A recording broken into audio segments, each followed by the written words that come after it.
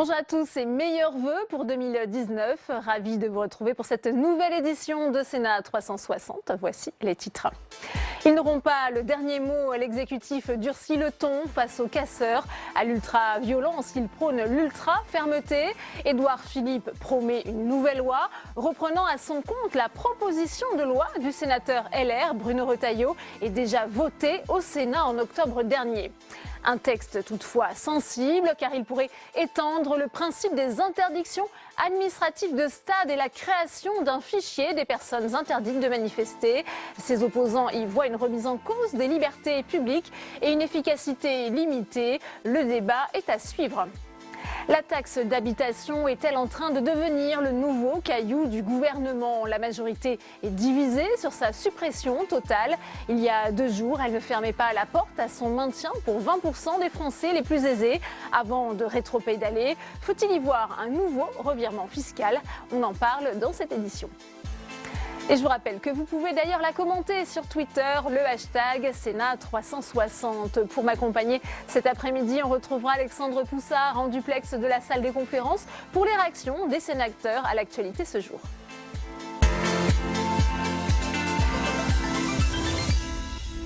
Et si la réponse venait du Sénat, le gouvernement mis au défi par la violence des casseurs en marge des manifestations des Gilets jaunes va s'inspirer d'un texte déjà adopté par la Haute Assemblée le 23 octobre dernier pour rétablir l'ordre public. La majorité sénatoriale de droite propose en effet la création d'un fichier des personnes interdites de manifester. Le rappel avec Quentin Calmy. Ces images chocs ont fait le tour des réseaux sociaux et ont été diffusées pendant des jours sur les chaînes d'infos. Des débordements et actes de violence lors des rassemblements de Gilets jaunes qui ont donc décidé le gouvernement à agir pour durcir le dispositif d'ordre public. Il faut préserver la liberté de manifester en France et il faut sanctionner ceux qui veulent enfreindre ce droit à manifester. C'est la raison pour laquelle le gouvernement est favorable à ce que notre loi soit complétée, à ce qu'une loi nouvelle soit adoptée, qui permettra de sanctionner ceux qui ne respectent pas cette obligation de déclaration, ceux qui participeraient à des manifestations qui ne sont pas déclarées. Avec à la clé 3 mesures répressives qui seraient envisagées. La création d'un périmètre de sécurité pour permettre les fouilles autour des lieux de rassemblement, l'interdiction de manifester pour certaines personnes qui pourraient menacer l'ordre public, ou encore la création d'un fichier des personnes interdites de manifester sur le modèle du fichier national des interdits de stade. Une annonce immédiatement saluée par la droite sénatoriale. Le Premier ministre a décidé de reprendre à son compte la proposition de loi que j'avais déposée au Sénat, adoptée en octobre. C'est une bonne nouvelle.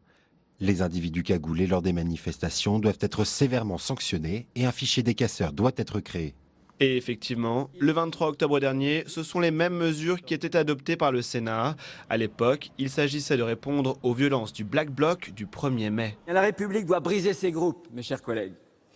Et elle doit casser leur logique de haine et en particulier cette haine anti-flic, inacceptable, insupportable. À l'époque, cette proposition de loi avait été dénoncée à la gauche de l'hémicycle comme étant trop proche des mesures prises dans la lutte contre le terrorisme. De son côté, le gouvernement ne s'était pas opposé au texte, proposant même un groupe de travail sur la question de la lutte contre les violences. Mais en décembre, Laurent Nunez avait jugé ces mesures inefficaces pour lutter contre les débordements lors des rassemblements de Gilets jaunes. Et première réaction avec vous, Alexandre Poussard, avec le sénateur communiste de Paris, Pierre Laurent. Oui, Pierre Laurent, quelle est votre réaction à ces mesures anti-casseurs annoncées hier soir par le Premier ministre Édouard Philippe? Je crois que le gouvernement est complètement hors sujet. Le gouvernement et la droite sénatoriale qui a inspiré ce projet sont complètement hors sujet. Il y a un mouvement populaire dans le pays depuis des semaines. Il porte sur des questions précises, qui sont des questions de justice fiscale, des questions de pouvoir d'achat. C'est à cela qu'il faut répondre. Et ce n'est pas en empilant une nouvelle loi répressive, après toutes celles qui ont déjà été adoptées et qui permettent très largement de faire les contrôles nécessaires et de maintenir l'ordre quand c'est nécessaire. Et il y en a même des quantités de ces lois. C'est pas en rajoutant là-dessus qu'on va résoudre les problèmes. Si on veut éteindre le problème dans la société, il faut traiter les sujets de fond qui ont été portés et qui continuent d'être portés par le mouvement populaire. Donc selon vous, il faut rester sans rien faire face à ces violences dans les manifestations, pas prendre de nouvelles mesures? Non, mais il ne s'agit pas de rien faire, ni d'accepter ces violences, pas du tout. Il y a eu 5000 gardes à vue, 1000 condamnations déjà dans les précédentes manifestations. Donc personne ne fait rien, ça n'est pas la question. Mais si on veut éteindre ces phénomènes de violence, je crois qu'il faut écouter les dizaines de milliers de gens qui chaque semaine manifestent pacifiquement dans le pays. Écouter leurs revendications et entendre que les mesures qu'a annoncées le président de la République ne sont pas suffisantes pour répondre à cela. Donc le gouvernement dit en quelque sorte, on a pris des mesures, maintenant circuler, il n'y a rien à voir, et il se sert de l'argument répressif pour évacuer du paysage tous les gilets jaunes qui manifestent pacifiquement dans le pays.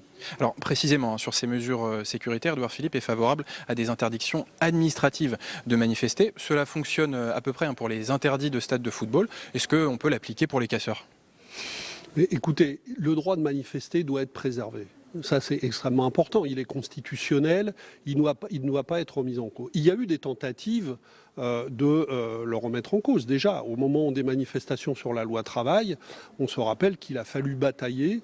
Je me rappelle très bien de discussions avec le ministre de l'Intérieur de l'époque pour que les manifestations ne soient pas interdites, alors que des dizaines de milliers de gens voulaient manifester pacifiquement.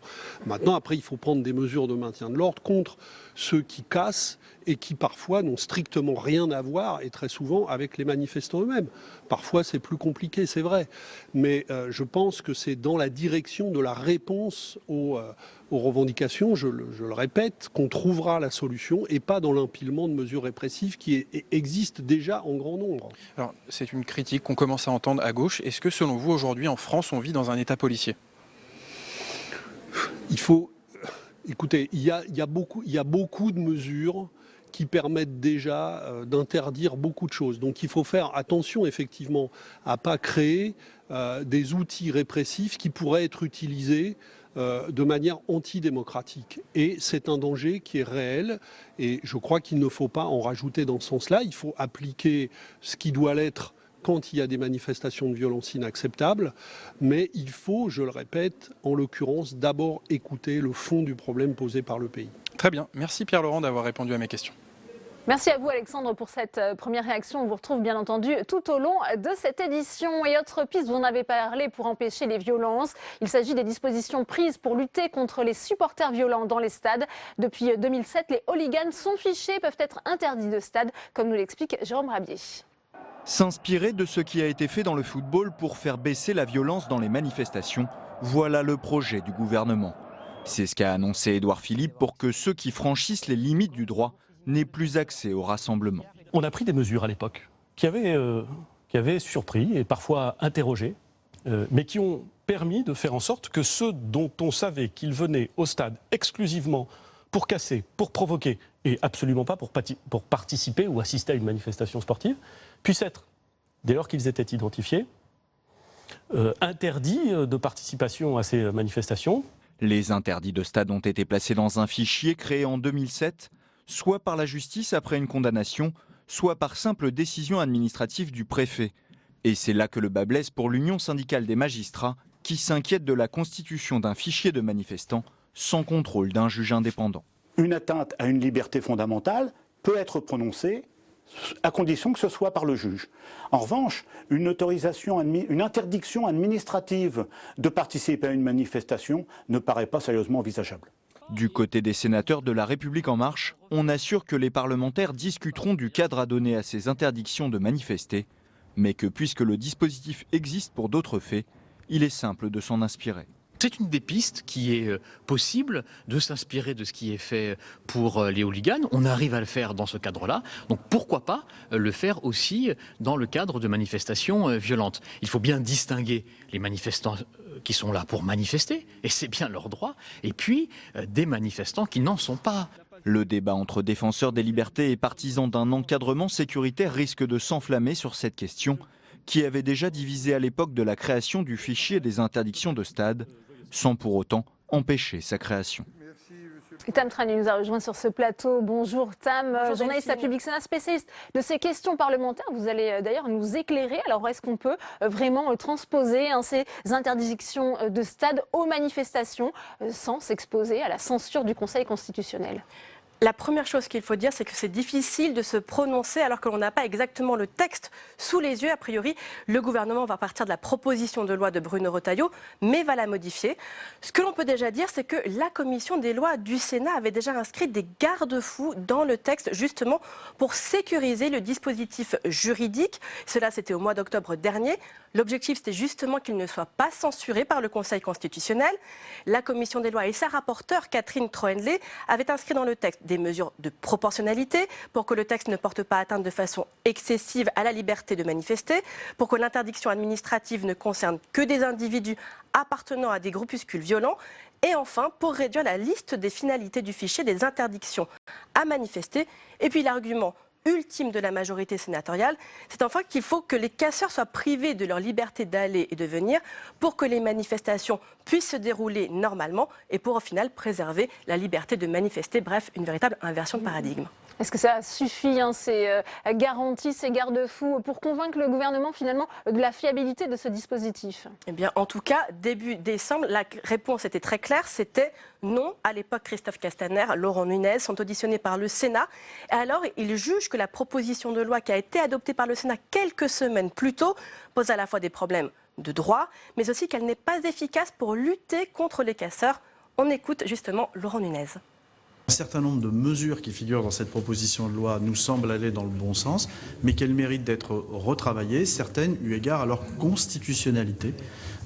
Il s'agit notamment de créer un fichier des personnes qui manifestent. Il s'agit de savoir si nous pouvons, par exemple, transformer la contravention du fait de se produire le visage dissimulé dans une manifestation. Vous souhaitez le transformer en délit. Aucune des mesures qui est prévue dans ce texte, par rapport à une population que majoritairement nous ne connaissons pas, n'aurait eu un effet. Bon, vous l'aurez compris, Delphine, depuis, l'état d'esprit de l'exécutif a bien changé. On en a eu la preuve hier avec l'interview du Premier ministre, comme quoi, de l'acte 1 à l'acte 9 du Gilet jaune, la réponse sécuritaire a bien fait du chemin. Et dans l'équation liberté individuelle et publique versus ordre public, c'est aujourd'hui l'ordre public qui prime très clairement pour l'exécutif. Mais sur le fond, Tam, ça ne va pas être simple, malgré tout, de s'inspirer de ce fichier anti-hooligan pour empêcher les casseurs d'agir. Au niveau du droit, déjà, ça pose des problèmes, car le fait d'aller au stade n'est pas un droit constitutionnel, alors que manifester est un droit constitutionnel, donc on ne peut pas purement et simplement transposer les limites de l'un à l'autre. Ensuite, cela pose de nombreuses questions pratiques. Il y a environ 300 interdictions de stade qui sont prononcées par an. On peut empêcher 300 personnes d'aller dans une enceinte où, par définition, on va contrôler votre entrée. Là, en matière de manifestation, Laurent Nunez l'a dit d'ailleurs lui-même sur les premières manifestations, il y avait des individus qui se sont avérés violents, qui étaient inconnus des services. Et on parle de manifestations à un niveau national, dans des espaces par définition ouverts, où on peut très difficilement contrôler l'identité de tous les manifestants. Il y a donc la question de la faisabilité qui se pose. Enfin, la loi anti-hooligan, c'est sûr, elle a réussi à apaiser l'atmosphère dans les stades, mais elle a aussi été source d'abus parce qu'on a fiché des personnes pour, je cite, comportement inadapté. C'est une définition qui était très floue, ça a posé des problèmes. Et surtout, c'est allé de pair avec tout un arsenal de réponses, augmentation du prix des places, dialogue avec les associations de supporters. Bref, l'interdiction de stade et la mise en place du fichier anti-hooligan n'a pas été une réponse miracle contre les violences à elle seule. Merci beaucoup, Tam. On va d'ailleurs en débattre avec mes invités dans un instant. Mais avant cela, on retourne salle des conférences pour une nouvelle réaction avec vous, Alexandre Poussard, avec le président de la Commission des Affaires étrangères du Sénat, sénateur LR du Val-de-Marne, Christian Cambon. Oui, Christian Cambon, est-ce que vous êtes satisfait par ces mesures anti-casseurs annoncées hier par le Premier ministre et qui avaient été votées par le Sénat avec cette proposition de loi Les Républicains de Bruno Retailleau ? Je suis satisfait du fait que le gouvernement prend enfin la mesure des violences gravissimes qui frappent ce pays, qui donnent une image désastreuse de la France à travers le monde et qui met en difficulté notre pays. le Premier ministre a annoncé un certain nombre de mesures dont nous avons constaté avec surprise, et pourquoi pas le dire avec satisfaction, qu'elles s'inspiraient grandement de la proposition que Bruno Retailleau avait pu déposer au lendemain de premières manifestations du mois de mai, où il y avait déjà eu des hooligans qui avaient manifesté et qui avaient commis les casses dont on se souvient. Donc ça va plutôt dans le bon sens. Disons que si le gouvernement avait à l'époque accueilli cette proposition de loi favorablement, on aurait gagné du temps. Car si elle est votée par le Sénat, elle ne l'est pas par l'Assemblée nationale.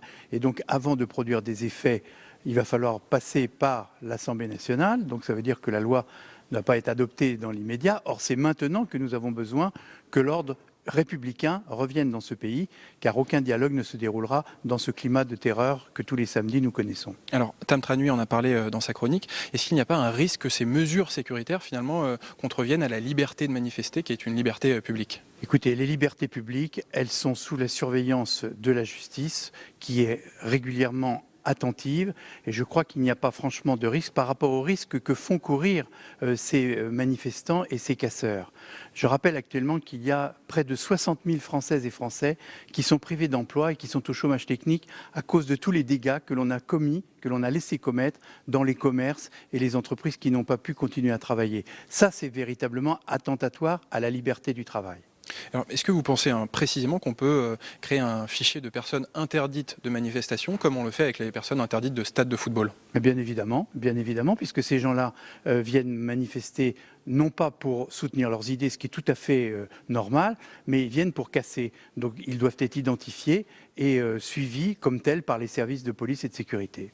Et alors, autre exemple précis, parmi les mesures annoncées hier par Édouard Philippe, il y a des sanctions pénales pour les participants à une manifestation non déclarée en préfecture, ce que ne prévoyait pas le texte du Sénat.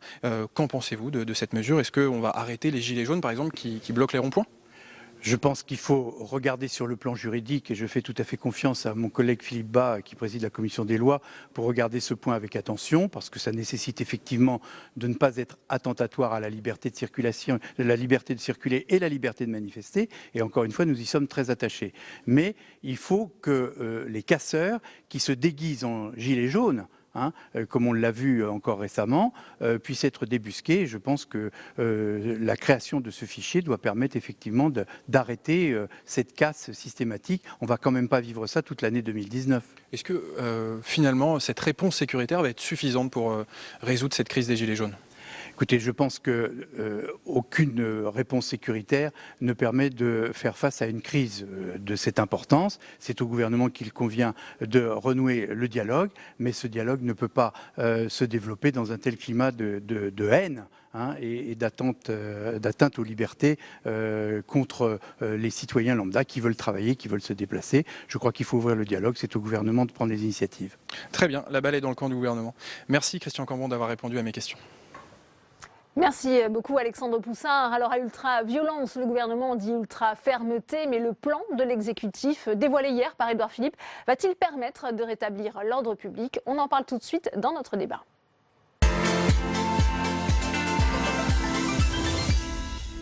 Et j'ai le plaisir d'accueillir sur ce plateau Ainhoa Pasquale. Bonjour, vous êtes avocate en droit public, chargée d'enseignement à l'Université Paris-Nanterre, spécialiste des questions de constitutionnalité de l'état d'urgence. Et je précise que vous défendez par ailleurs un client, un gilet jaune, dont la main a été arrachée par un tir de grenade. C'était le 24 novembre dernier à Paris. Bienvenue à vous.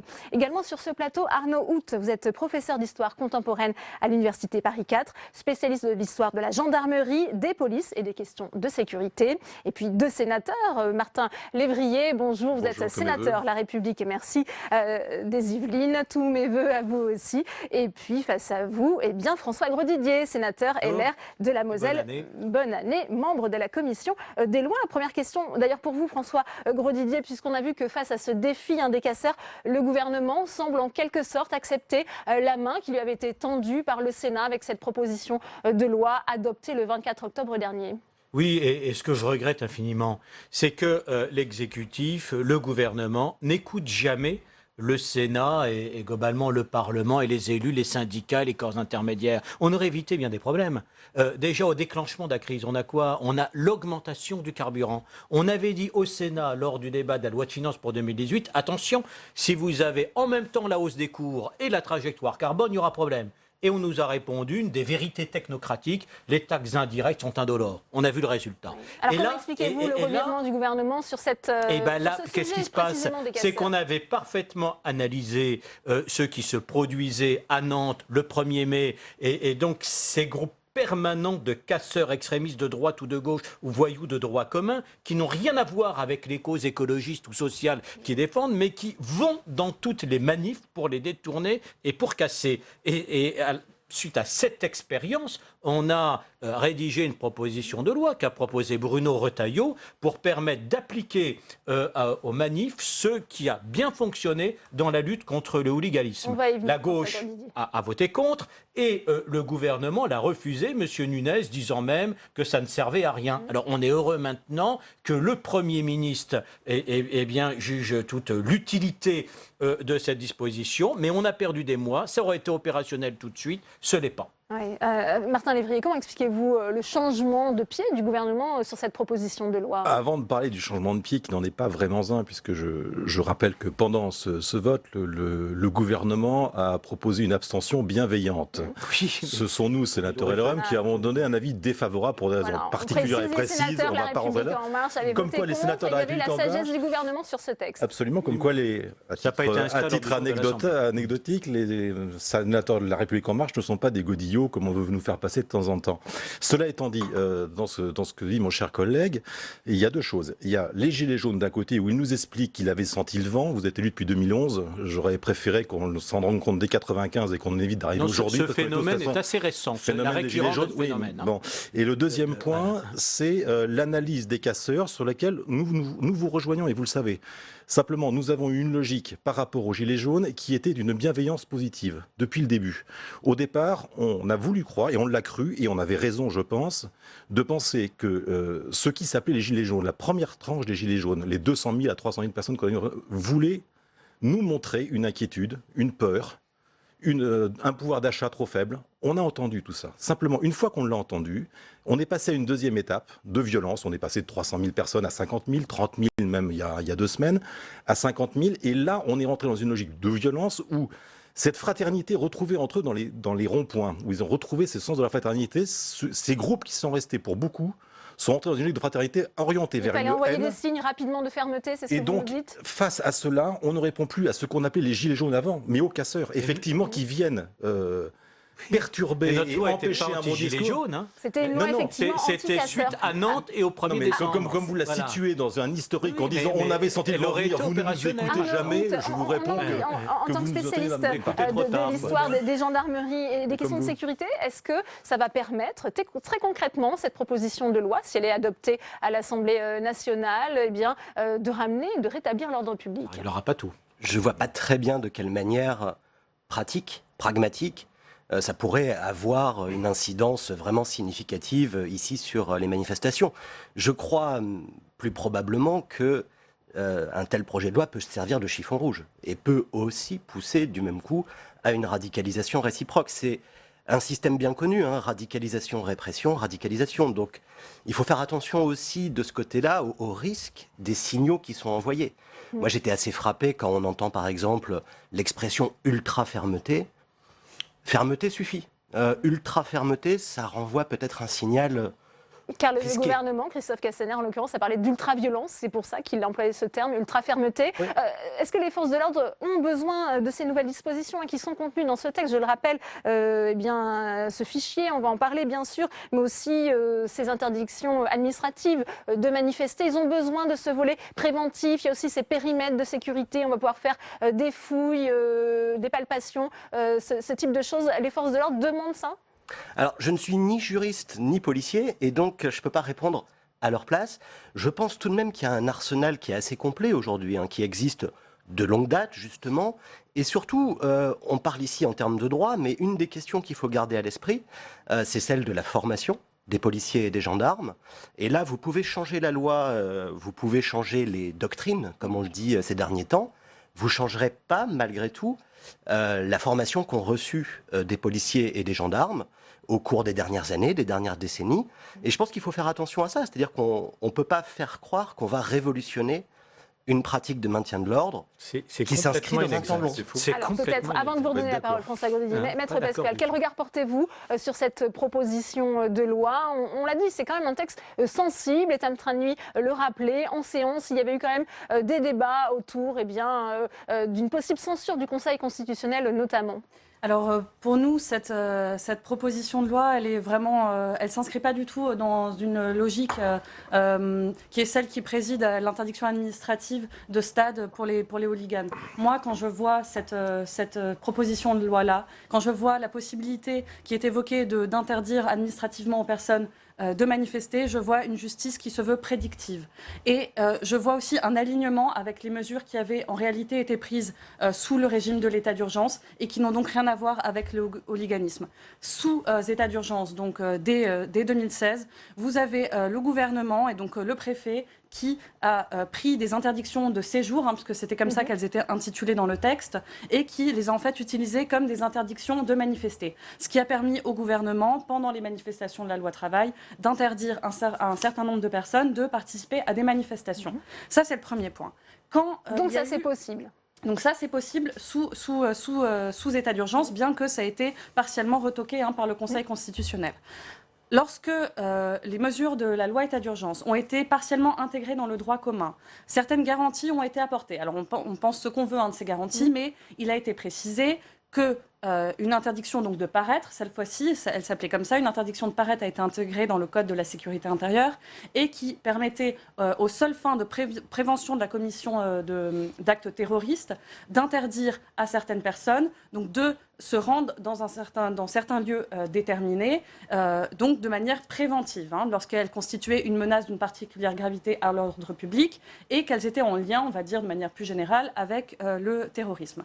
Ce qui est intéressant, c'est que donc cette même mesure qui a été intégrée dans le droit commun, elle est possible donc dans le Code de la sécurité intérieure, elle doit être prise par le ministre de l'Intérieur et avis doit être fait au procureur de la République. Alors que là, vous avez donc avec cette nouvelle proposition de loi, une disposition qui est finalement relativement similaire, interdiction de paraître dans un lieu déterminé, interdiction de paraître dans un lieu déterminé qui correspond à celui d'une manifestation. Moi, je ne vois pas trop la différence, sauf que là, vous avez une mesure qui peut être prise par le préfet et sur la base d'un simple soupçon, sans en référer à l'autorité judiciaire. Pas du tout sur la base du soupçon. Non, mais là, je m'inscris complètement en faux contre Alors, sur quoi on va se baser, se fonder, justement, la première chose, c'est complètement faux. Parce que d'abord, la première chose que je voudrais dire, les policiers sont demandeurs de ce dispositif de mesure. Nos policiers et nos gendarmes sont plutôt plus nombreux par rapport à la population que dans la moyenne des pays comparables. Or, ils souffrent de quoi, nos policiers? Quand ils sont en sous-effectif, c'est parce que déjà 2/3 de leur temps est mangé par la procédure pénale qui est infiniment plus longue, plus lourde et astreignante que dans les autres pays. Et ils souffrent souvent d'un arsenal judiciaire, quoi que vous en disiez, qui est insuffisant. Enfin là, il s'agit de quoi? Il ne s'agit pas d'empêcher de manifester d'honnêtes citoyens que l'on pourrait soupçonner de débordement. Il s'agit d'empêcher, comme pour les hooligans, des gens qui ont déjà été condamnés, des gens qui ont déjà eu ce type de comportement à l'occasion, pour les uns, de matchs de foot, pour les autres de manifestations, et dont on sait, c'est exactement ce qu'il y a dans notre texte, et les critères, ça sera l'appartenance à des groupuscules violents, l'appartenance à un fichier. Dont on sait que ce sont les mêmes qui, quelle que soit la manif, gilets jaunes, écologistes, sociales, qui auront emmerdé les premiers mais syndicaux, de la même façon, sont ultra minoritaires, viennent de façon récurrente commettre les mêmes méfaits, et on nous explique qu'on ne pourrait pas, que ça ne marcherait pas. Les policiers disent le contraire. Alors effectivement, ça ne règle pas tout le problème sécuritaire. Il pourra toujours y avoir des débordements et ça ne constitue pas non plus la réponse politique au malaise d'un gouvernement un peu techno qui n'écoute pas la base. On voit bien, on touche là au cœur de ce débat sur cette question de l'interdiction de manifester. Oui, mais attention, est-ce que ça va se faire sur la base du soupçon? Vous posez presque la bonne question. Interdiction de manifester. Le problème de départ, c'est celui-là. C'est que nous sommes face à des manifestations qu'on appelle manifestations, mais qui n'en sont pas, puisqu'elles ne sont pas déclarées. Donc on est confronté à des populations qui se rencontrent, qu'on ne peut pas protéger. Je rappelle quand même que le principe même de la police, en règle générale, dans ces manifestations, c'est de protéger les manifestants. On ne peut pas protéger des manifestants qui ne se déclarent pas. Et aujourd'hui, on arrive à une situation où les gens qui viennent manifester, la plupart, au moins un tiers sont des gens qui viennent casser. Enfin, il suffit de voir les 2 photos que vous avez mises ici. Regardez le nombre de personnes qui ont des masques, qui ont des casques, qui sont cagoulés. On ne peut pas continuer comme ça. On doit protéger le droit de manifester. Et si on doit passer par des fichiers de ce type-là, je suis désolé, je reviens à la loi. Je reviens à la loi en 2 secondes. N'oubliez pas que le bicamérisme fonctionne dans les 2 sens et que cette loi, telle que je l'ai compris, va passer rapidement. Et j'espère que nos amis qui sont visiblement beaucoup plus au courant que nous, ce qui passe sur le terrain, ce qui me fait un peu sourire, vont utiliser leur niche parlementaire, ce qu'ils auraient dû faire depuis longtemps, pour accélérer cette loi, mais qu'elle va être travaillée par l'Assemblée nationale. La majorité En Marche vote pas pour parce que le ministre Nunez explique que ça sert à rien. Je vous rappelle que le gouvernement a donné un avis. Monsieur Nunez a expliqué que ça servait à rien. Je vous parle du Premier ministre. Alors, et moi, je vous dis qu'ici, on s'est opposé qu'à l'article 5. Avant, bien sûr, son dépôt et son examen. Voilà, il faut qu'elle soit travaillée. Parlons d'une loi quand elle est finie, ce qui n'est pas La commission des lois l'avait déjà bien travaillé, justement pour garantir sa elle est allée trop loin. Nous, on a voté contre, vous savez pourquoi. Mais je veux dire par là qu'il est urgent de protéger les manifestations en France. Il est urgent de protéger le droit à manifester. Le vrai problème, aujourd'hui, il est là. Il est là. Et donc, pas de violence contre la violence, ça ne sert à rien. Dans l'histoire des manifestations, est-ce qu'on a franchi un seuil, puisqu'on a beaucoup parlé de l'analogie qui était faite avec la loi Pasqua, c'était en 68, qui avait été abrogée par la suite en 80 par François Mitterrand. Non. Bien avant, pardon. Il était là, mais il faisait autre chose. Il n'est pas encore organisé les manifs, les contre-manifs. Non, vous avez raison, il y a ce qu'on appelait la loi anti-casseurs, justement, qui vient juste après mai-juin 68.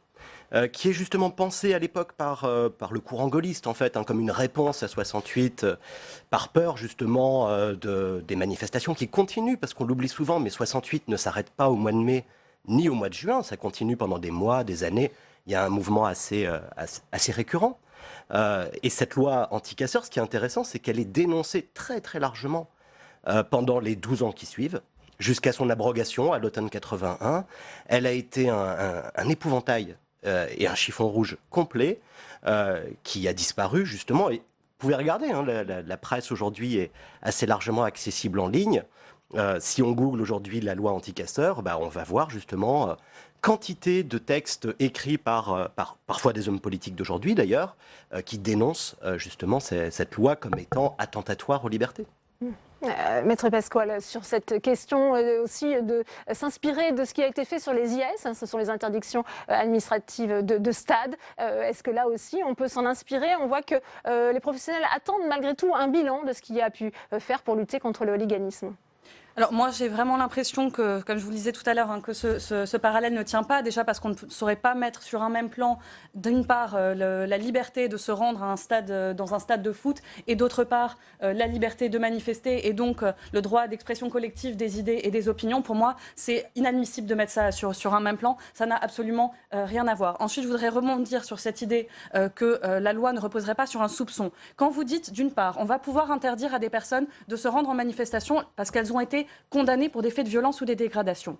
Déjà, à ce moment-là, vous prenez en fait le gouvernement, la police prendra le rôle de l'autorité judiciaire, parce qu'on ne peut que rappeler que le juge pénal dispose dans son arsenal d'une mesure répressive pénale, donc une interdiction complémentaire de manifester, qu'il peut prononcer à l'appui donc de sa condamnation principale pour des faits de violence ou de dégradation lors de manifestations. Donc si déjà le juge considère qu'il n'y a pas lieu de prononcer cette interdiction complémentaire, donc qu'a priori la personne n'a pas vocation à récidiver dans les 3 ans, le gouvernement, je ne vois pas sous quel prétexte toutes décisions administratives peuvent être attaquées devant une juridiction. C'est toujours sous contrôle du juge. Et encore heureux. Alors, il n'y a pas de problème. Cela étant précisé, cette interdiction, elle va se baser sur quoi? Vous dites donc soit une condamnation, c'est le cas que j'ai évoqué. Antécédents, des faits avérés. Des faits avérés. Mais alors, est-ce que vous savez comment ça fonctionne dans les faits, les interdictions administratives qui sont prononcées? Je ne sais pas si vous avez eu accès à des dossiers, notamment sous état d'urgence, concernant des personnes qui avaient été notamment... On ne fait pas parler avec le hooliganisme, on ne fait pas le parallèle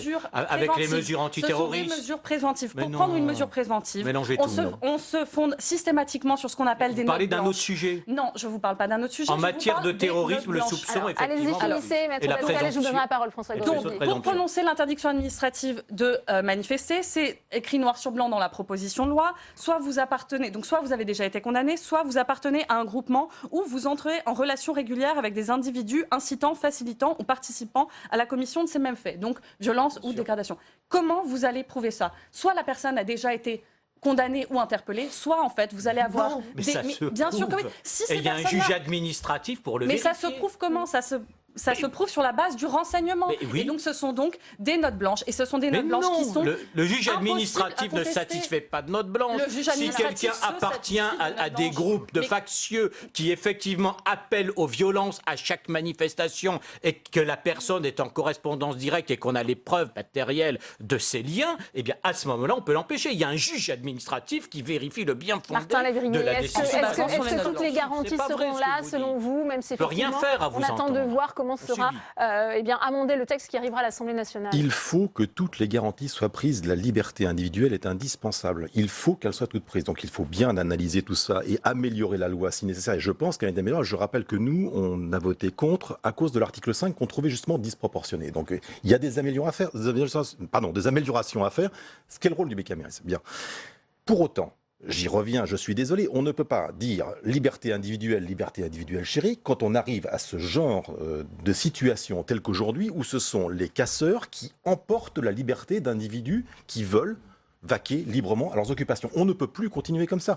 Donc il ne s'agit pas de répondre à la violence par la violence, je n'y crois absolument pas. Ça, je suis convaincu que si on fait ce genre de choses, sécurité sur sécurité, hyper-violence, hyper-sécurité, ça n'a pas de sens. Simplement, il faut replacer, je vais dire la mairie au centre du village, pas l'église, la mairie au centre du village et rappeler quand même l'essentiel. Le droit de manifester, le devoir de déclarer une manifestation et savoir faire attention et ne pas se laisser déborder par des casseurs. Et on doit, dans ces cas-là, aider la police. Et je vais juste conclure sur un petit point. C'est que sur 5600, je crois, interpellations, il n'y a eu que 1000 condamnations. 4000 personnes sont reparties chez elles. Quelqu'un qui est simplement cagoulé va prendre juste une amende. Mais on va où? Quelques dizaines d'euros. On va où? Nous ça avons va faire un vrai partie des problème. évolutions. Donc il faut On bien va passer des préserver la contraventions liberté. au Je suis désolé, délit. on est quand même en démocratie, en République, en France. Et quand on voit justement les agissements, le fonctionnement de la police et le respect qu'elle a de tous ces gens en évitant par tous les moyens, à 99%, il y a toujours, malheureusement, et pourvu qu'il n'y en ait pas plus, vraiment un respect de ce qui se passe. Regardons dans quelle démocratie, dans quelle chance nous sommes. Avec une dimension importante aussi sur le principe du casseur-payeur. Il y aura cette question de la réparation civile qui va être posée. Là aussi, ça faisait partie. Et qui a été bien posée. C'est-à-dire que là aussi, nous avions, dans dans la proposition de loi Retailleau, posé le principe d'une responsabilité collective. Mhm. Vous posez un problème de constitutionnalité. Et effectivement, la commission des lois a retravaillé le texte pour établir une responsabilité in solidum de l'État et des manifestants, permettant à l'État d'indemniser, c'est la moindre des choses pour les victimes, et derrière à l'État d'engager des actions récursoires contre les délinquants, les manifestants délinquants, dont la responsabilité serait établie par le juge pour qu'ils participent à l'indemnisation. Donc voilà, cette loi est travaillée, mais on ne peut pas laisser les choses en état, pas plus que je ne peux laisser faire un parallèle, mettre en symétrie la violence barbare de manifestants et auxquels les policiers sont confrontés, parfois dans des guet-apens ailleurs auxquels ils ont eu le droit à Nantes ou à Notre-Dame-de-Lande, et la force légitime utilisée par les forces de l'ordre dans un cadre légal. Et c'est un miracle qu'on n'ait pas eu aujourd'hui un policier même qui est tiré, quand on voit que certains pourraient le faire en état de légitime défense. Même quand s'il y a un eu des policier violences est à policières, terre et notamment roux à et tout, Toulon, il peut défendre François ainsi. Grosdidier. Et donc moi je loue la maîtrise de nos forces de l'ordre. Pas partout, puisqu'il y a eu ces violences à Toulon. Pour l'instant, elles ne sont pas avérées. Vous voudrez voir les circonstances, effectivement, et qu'on ne discrédite pas à l'avance la thèse de ce commandant. Il faut effectivement reconstituer exactement les circonstances. Arnaud, on a commencé ce débat avec cette question. Est-ce que cette proposition de loi basée sur les travaux du Sénat, si elle est adoptée, est-ce que ça va permettre de rétablir l'ordre public? Est-ce que c'est une réponse sécuritaire qu'il faut absolument à cette crise sociale? J'aurais deux éléments de réponse. D'abord, si on raisonne sur cette proposition de loi spécifique, il y a une question de calendrier. Le temps de la mise en œuvre du vote, de la mise en œuvre de la loi, je suis assez sceptique sur l'utilité immédiate, sauf si on postule que la crise va s'étaler et durer encore plusieurs mois. Il y aura plein d'autres manifs qui seront l'occasion pour les autres de faire la même chose. C'est pas une réponse aux gilets jaunes. Donc qu'on se méprenne pas. On est bien d'accord. Donc il ne s'agit pas de répondre à la crise gilets jaunes ici et maintenant. C'est un autre problème.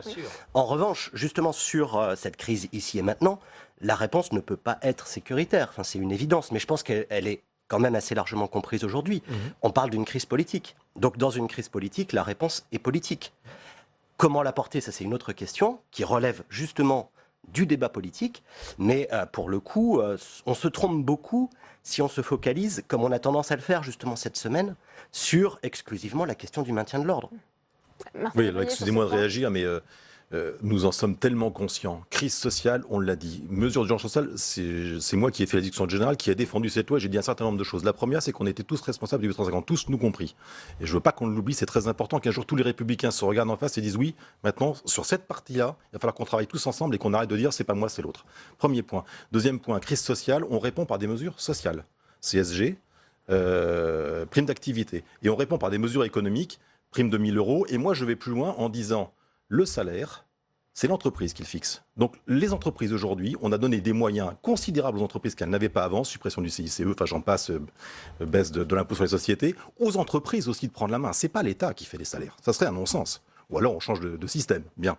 Une des questions, c'est peut-être de réintégrer les syndicats dans le jeu, parce que justement, si vous évoquez les entreprises, mais syndicats et tous il y a les la question syndicats, des corps intermédiaires. tous les syndicats, mais quand le président de la République reçoit le MEDEF et les chefs d'entreprise, si vous voulez, il y a des vrais débats Martin aussi. Lévrier, François Grosdidier, vous restez un instant. Je vous remercie, maître Pascal. Merci à vous, Arnaud. Je voudrais aussi vous faire réagir, puisque eh bien, il y a cette réponse, on en a parlé, policière, il y a ces mesures sociales, mais il y a aussi cette demande des Gilets jaunes sur ce grand référendum d'initiative citoyenne. Alors malheureusement, eh bien, on voit que la commission du débat, qui est présidée par l'ancienne sénatrice Chantal Joanneau, est elle aussi rattrapée par la polémique sur son salaire annuel. Avant de faire agir, on voit tout de suite les explications de Marie Brémond. On en parle aujourd'hui à cause du salaire de sa présidente. Chantal Joanneau, à la tête de la Commission nationale du débat public, perçoit 14 666 000 € bruts mensuels. Un salaire dévoilé qui depuis fait polémique. Donc ça ne dépend pas de moi et ce n'est pas lié à cette mission aussi. Ce n'est pas du tout lié au grand débat national. Vous comprenez que ça puisse choquer, puisque là on va discuter de gens qui ont du mal à terminer leur fin de mois. Est-ce que vous comprenez que ça puisse choquer? Je comprends et je pense que c'est important aussi que les gens disent pourquoi ça les choque, en quoi ça pose problème. Et que, à la limite, s'ils veulent faire une proposition pour réviser ce salaire, ils en sont totalement libres. Depuis quelques semaines, cette autorité indépendante administrative est sous le feu des projecteurs, car elle est en charge d'organiser le grand débat voulu par Emmanuel Macron suite à la crise des Gilets jaunes. Cette commission est née il y a plus de 20 ans, en 1995. Selon le Code de l'environnement d'ailleurs, elle est censée veiller au respect de bonnes conditions d'information du public durant la phase de réalisation des projets dont elle a été saisie, jusqu'à la réception des équipements et travaux. Le but donc de cette commission n'est pas d'émettre des avis, mais bien d'organiser la consultation sur des sujets bien souvent polémiques, parmi lesquels le projet d'aéroport de Notre-Dame-des-Landes, le réacteur nucléaire EPR de Flamanville, le Grand Paris ou encore le grand contournement ouest de Strasbourg. Depuis sa création, la CNDP a déjà organisé 94 débats. Mais le grand débat à venir est d'une ampleur inédite pour cette institution. Une concertation organisée en un temps record au niveau national. Un vrai défi pour cette autorité composée de 25 membres. Un collège de députés, d'élus locaux, de membres d'associations ou de la société civile qui jouent ici leur crédibilité et aussi leur légitimité aux yeux du grand public. François Grosdidier, ça vous fait réagir cette polémique autour de la rémunération de Chantal Joanneau? Mais bien sûr, mais c'est vachement révélateur. Parce qu'en fait, Madame Joanneau gagne sa paye de haut fonctionnaire. Or, on focalise depuis des années sur les parlementaires et les ministres, alors qu'on a des centaines de hauts fonctionnaires qui gagnent 3 fois ce que gagne un parlementaire et même plus, et au moins 2 fois ce que gagne un ministre ou le président de la République, qui tiennent l'arrêté du pouvoir. Et on parlait de crise sécuritaire, de crise sociale, mais on a d'abord une crise démocratique. Et on a une démocratie qui s'est mutée progressivement en technocratie.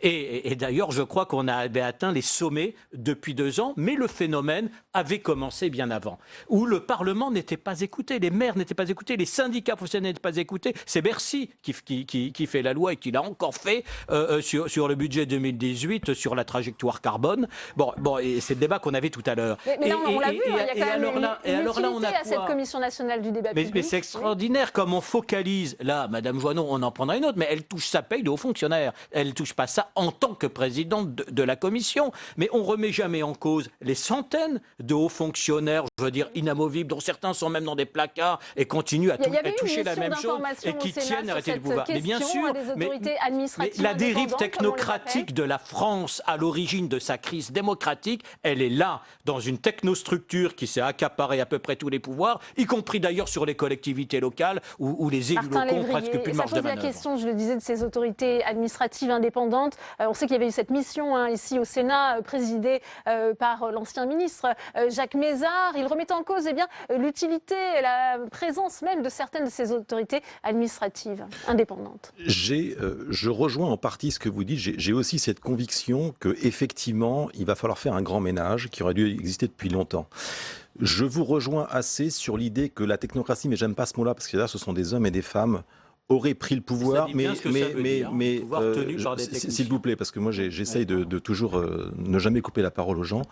Je pense, si vous voulez, que si on est arrivé là, c'est parce que nous, politiques, on a laissé faire. Et depuis très longtemps, et je ne veux pas juger, etc. C'est parce que nous, politiques, quelque part, on a laissé faire ces choses-là. Et on n'a pas été bons. Donc il faut reprendre le taureau par les cornes et on est dans le même bateau. Pour revenir au salaire, moi je suis désolé, on ne parle jamais des salaires de footballeurs. Ça amuse tout le monde parce que c'est des sommes tellement faramineuses que personne ne se rend compte de ce que ça veut dire. J'ai le sentiment, et je vous invite à lire un livre qui s'appelle L'entraide, l'autre loi de la jungle, qui est très intéressante parce que ce sont des chercheurs qui l'ont fait, qui montrent que ce soit les végétaux, les animaux, c'est l'entraide qui gagne toujours. Et pas la violence. La violence, c'est toujours le plus tard possible. Et chez l'homme, c'est la même chose. À partir du moment où des règles sont respectées, si on prend les salaires, si on prend une petite structure, parce que si on remet en cause le rôle de Chantal Joanneau dans l'organisation de ce grand débat. Mais elle n'y est pour rien, Chantal Joanneau. Vous avez raison, c'est le salaire qu'on lui a proposé. Moi, je suis désolé, mais il y a un moment, il faut regarder les choses. Le problème, c'est que ces salaires, il faut peut-être les requalifier. Mais il faut le voir dans toutes les structures. Vous prenez une entreprise, quand la fourchette de salaire est de 1 à 200 ou 300, comment voulez-vous que celui qui gagne 1 n'ait pas peur de celui qui gagne 300? Et comment voulez-vous que celui qui gagne 300 respecte celui qui gagne 1? Et là, on perd l'entraide et on rentre dans la violence. Et je pense qu'on est arrivé aujourd'hui dans notre système capitaliste poussé à l'extrême à ce genre de choses où on a perdu ce sens des réalités, ce sens de l'entraide et de la fraternité dont je parlais. À nous de la retrouver, ça prendra beaucoup de temps. C'est pour ça que ce débat me paraît très important, mais il faut qu'il se fasse dans l'apaisement. Et l'apaisement, il doit venir de tous les côtés. Mais pour les salaires, je vous réponds, vous avez raison, on gagne 4 fois moins que Mme Joanneau. Bon, et alors Merci Martin Lévrier, merci à vous François Grosdidier. Et décidément, l'année commence mal pour l'exécutif, victime du nouveau couac sur la fiscalité. Après avoir annoncé la suppression totale de la taxe d'habitation, le gouvernement apparaît divisé. L'idée a été avancée que cette taxe soit maintenue pour 20% des Français les plus aisés jusqu'au rétropédalage ce matin de Bruno Le Maire. Les explications de Samia Dechir. Les 20% de Français les plus riches seront-ils exonérés de la taxe d'habitation ? Dimanche, Bruno Le Maire a laissé entendre que le gouvernement pourrait revenir sur cette décision. Une porte ouverte aux revendications de justice fiscale des Gilets jaunes. Il est essentiel que nous allions au bout de cette suppression de la taxe d'habitation. Mais très bien demander aux Français, est-ce que vous estimez que pour les 20% les plus riches, il est légitime ou non de supprimer la taxe d'habitation ? Le lendemain, Benjamin Griveaux confirme que le gouvernement pourrait revenir en arrière. À l'origine, la suppression de la taxe d'habitation devait concerner 80% des Français. Seulement fin 2017, le Conseil constitutionnel pointe un risque de rupture d'égalité devant l'impôt. L'exécutif étend alors la suppression de la taxe d'habitation à tous les Français d'ici 2021. Une extension qui ne faisait pas partie des promesses de campagne d'Emmanuel Macron. Ça n'était pas dans le projet initial. La question de savoir si nous irons sur ces 20% restants, oui, elle est sur la table, elle doit pouvoir être interrogée par le Parlement. Mais voilà que ce matin, Bruno Le Maire fait marche arrière. La suppression de la taxe d'habitation concernera bien tous les Français, y compris les 20% les plus riches. J'ai redit dimanche qu'il fallait aller au bout de la suppression de la taxe d'habitation. Aller au bout de la suppression de la taxe d'habitation, cela veut dire aller au bout de la suppression de la taxe d'habitation. Bruno Le Maire se dit toutefois prêt à introduire cette question dans le débat sur la fiscalité. Mais il semble bien que le gouvernement ne reviendra pas sur la suppression totale de la taxe d'habitation, à moins d'un nouveau revirement comme l'exécutif en est désormais familier. Et on continue les réactions avec vous, Alexandre Poussard. Vous êtes avec le sénateur centriste de la Seine-Saint-Denis, Vincent Capo-Canellas. Oui, Vincent Capo-Canellas, que pensez-vous de ces hésitations, de ce rétropédalage du gouvernement concernant cette suppression ou non de la taxe d'habitation pour les 20% des ménages les plus aisés ?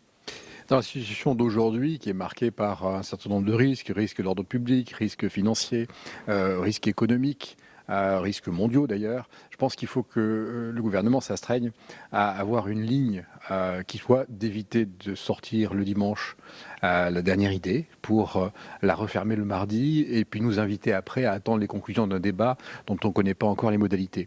Il me semble que on gagnerait à aborder ces questions dans un cadre un petit peu plus clair, un petit peu plus construit. On sait qu'il va falloir faire un projet de loi de finances rectificative vraisemblablement, parce qu'un certain nombre de mesures ont été annoncées par le président de la République en décembre, et qu'il y a un certain nombre de problèmes de financement qui se posent. Ça, c'est le sujet majeur. Comment on va financer les mesures qui ont été annoncées en faveur des Gilets jaunes? Et puis, deuxièmement, il y a l'attente d'un certain nombre de mesures de justice sociale. Il y a une question sur la fiscalité. Voilà, mais je pense que s'agissant spécifiquement de la taxe d'habitation, le Conseil constitutionnel avait rappelé qu'on ne pouvait pas maintenir uniquement pour 20% des Français une taxe et puis en exonérer 80%. Voilà. Et au surplus, dans les 20% en question, on voit bien qu'il y a le début de la classe moyenne et qu'il suffit d'être un couple avec 2 000 euros par mois de revenus et on va payer la taxe d'habitation. On sera dans les 20% en question qui risqueraient de continuer à la payer. Finalement, ce serait injuste de frapper encore une fois les classes moyennes? Je crois surtout qu'il faut de la stabilité et qu'il faut éviter de changer de pied tous les matins. Le gouvernement a pris acte de la demande du Conseil constitutionnel. Le sujet existe toujours. Donc si on devait garder une telle taxe, il faudrait la rebaptiser, il faudrait recréer notre dispositif. Et ça me paraît particulièrement aventureux. Voilà. Alors après, il faut poser la question de l'ensemble de la fiscalité, il faut poser la question de l'équité sociale et d'un certain nombre de mesures qui doivent permettre de faire qu'il y ait des mesures en faveur des classes moyennes, et en tout cas du début des classes moyennes, c'est ça le vrai sujet. Mais quand on est ministre de l'économie, il faut qu'on évite, comme ça, les farces à la trappe. Alors justement, vous le disiez, cette taxe d'habitation pour les 20% les plus aisés, cela représente 7 milliards d'euros d'économies pour le gouvernement. Finalement, ça peut permettre de financer les 10 milliards d'euros de mesures accordées pendant la crise des Gilets jaunes. Ça peut être une piste? Il est difficile de deux problèmes vouloir faire une solution. Ça marche rarement, malheureusement. Encore une fois, il y a un projet de finances rectificative qu'il faudra traiter. Il faudra dans ce cadre-là définir un certain nombre de contributions, un certain nombre de mesures. Mais vous savez, créer des taxes, remettre des taxes qui ont été annoncées comme devoir être enlevées, ça va poser une difficulté. Et enfin, les collectivités locales attendent maintenant d'être fixées sur leurs recettes, sur les compensations. Il y a un projet de loi de finances rectificative qui doit intervenir, en tout cas sur la partie taxe d'habitation. C'est ce que le gouvernement a annoncé pour le printemps. Ce sera le moment de traiter ces questions-là. Alors, face aux demandes des Gilets jaunes, quelle serait la solution pour faire participer davantage les plus fortunés, les plus aisés? Je pense d'abord qu'il faut qu'on ouvre tous les éléments d'un débat qui a été annoncé, la Commission nationale des débats publics doit l'organiser, mais qu'on évite un danger qui est quand même la paralysie. Parce que si on reporte toujours tout et si on pose toutes les questions en même temps, on va finir par ne pas y arriver. La vraie question, c'est comment on redonne du pouvoir d'achat aux classes moyennes. Et ça, c'est un vrai sujet. Je pense que c'est d'abord par le fait que l'économie reparte, soit plus dynamique. Et c'est ça la vraie question. Réfléchir toujours à travers les taxes, ça ne me paraît pas être la bonne approche. Très bien. Merci beaucoup Vincent Capote-Canellas d'avoir répondu à mes questions. Merci. Merci beaucoup Alexandre Poussard et Mathieu Plane, économiste et directeur adjoint du département Analyse et Prévision à l'OFCE. Notre invité, le face-à-face, c'est tout de suite.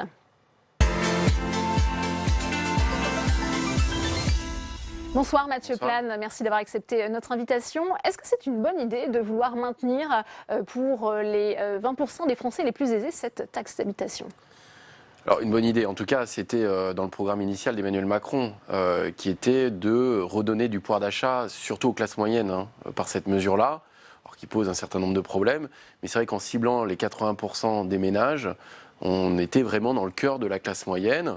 Alors certes, avec d'autres problèmes, c'est-à-dire que les personnes qui étaient au-dessus des 80% ne bénéficiaient pas de la réforme de la taxe d'habitation, mais aussi il y avait une raison qui était le coût budgétaire, c'est-à-dire qu'en supprimant intégralement la taxe d'habitation, on a un coût budgétaire qui est bien supérieur à ce qui était initialement prévu et qui pose la question justement de son financement.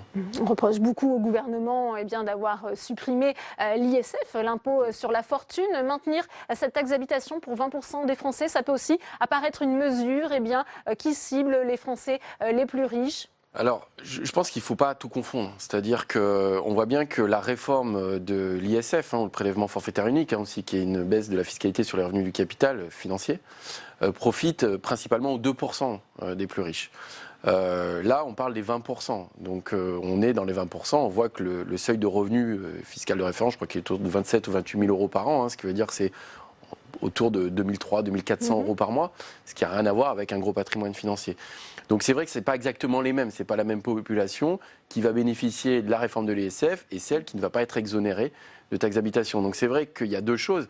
C'est qu'il n'y a pas de vase communicant évident. Et puis de l'autre côté, c'est vrai que le gouvernement s'était engagé, avait dit qu'il allait dans la suppression intégrale de la taxe d'habitation, donc au-delà du programme initial d'Emmanuel Macron, notamment en disant que de toute façon, ce n'était pas une bonne taxe.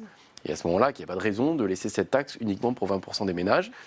La question qui se pose là-dessus, c'est qu'a priori, le gouvernement ira dans la suppression intégrale, mais il y a toujours cette question budgétaire qui est sous-jacente. Elle explique seulement cette question budgétaire, les atermoiements du gouvernement, selon vous ? Très clairement. Enfin, pour moi, je pense qu'il y a une grille de lecture là-dessus. C'est-à-dire qu'il n'y a pas juste l'histoire du ciblage.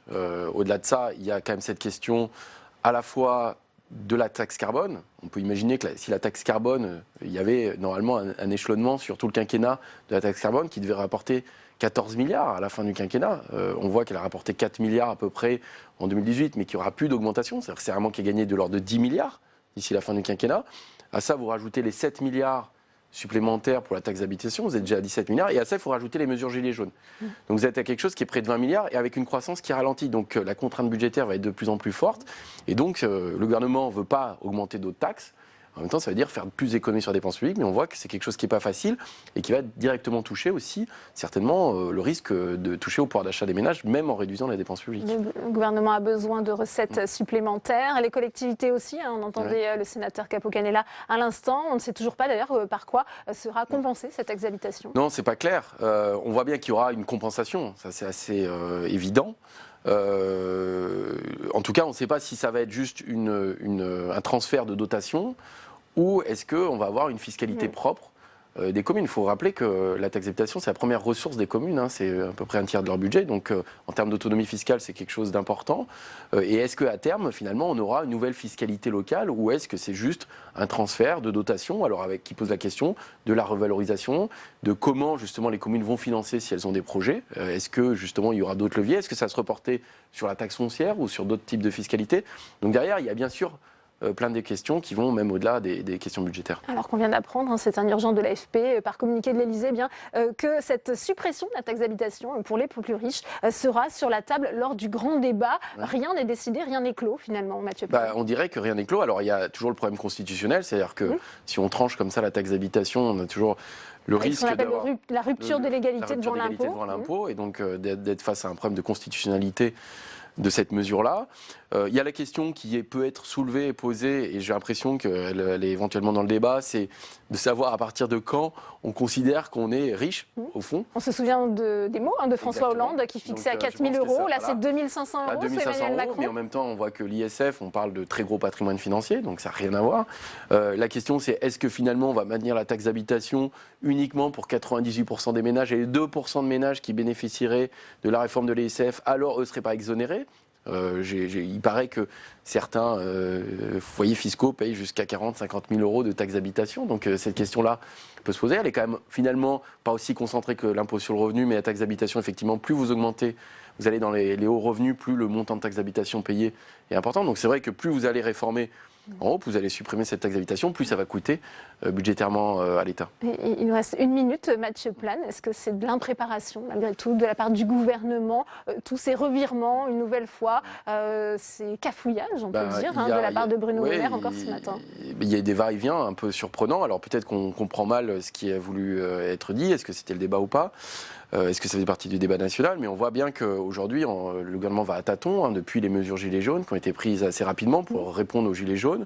On voit que les questions aujourd'hui de fiscalité sont extrêmement tendues et sensibles, qu'il y a des contraintes budgétaires, que là-dessus va s'ajouter le prélèvement à la source. Et on voit qu'aujourd'hui, la ligne est justement pas très claire, contrairement à ce qui a été dit, et qu'il y a une forme d'incompréhension, en tout cas, de la volonté de redistribuer et donner du pouvoir d'achat en essayant de le cibler, mais en même temps, il y a des engagements qui ont été pris, on ne peut pas revenir dessus, en tout cas le gouvernement ne peut pas revenir comme ça, mais en même temps, en face de ça, on voit bien qu'il y a une contrainte qui sont les déficits publics et la dette. Eh bien, merci pour votre analyse, Mathieu Plane. C'est la fin de cette édition. Merci à vous de l'avoir suivi. Vous retrouvez bien sûr à 18h30 Rebecca Fitoussi pour son émission On va plus loin. Très bonne suite des programmes sur Public Sénat et à demain.